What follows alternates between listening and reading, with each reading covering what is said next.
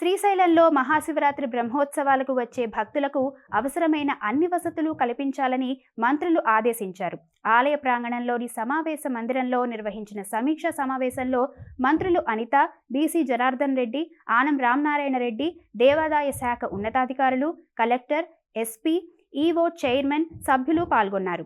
ఉత్సవాల సందర్భంగా 4 రోజుల పాటు భక్తులకు స్వామివారి లడ్డూ ప్రసాదాన్ని ఉచితంగా అందజేయాలని నిర్ణయించామన్నారు.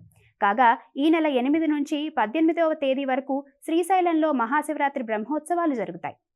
ఆధ్యాత్మిక భావనలో ఆ యొక్క మల్లికార్జున స్వామిని, బ్రహ్మగాంబికా దేవిని చూడాలి అని చెప్పి వచ్చేటువంటి వాళ్ళందరికీ కూడా బాగా ఇబ్బందికరం లేకుండా అన్ని సౌకర్యాలతో క్యూ లైన్లను ఏర్పాటు చేయడం, ఎటువంటి పరిస్థితుల్లో కూడా క్యూ లైన్లు ఆగకుండా దర్శన కార్యక్రమాలు కొనసాగిస్తూనే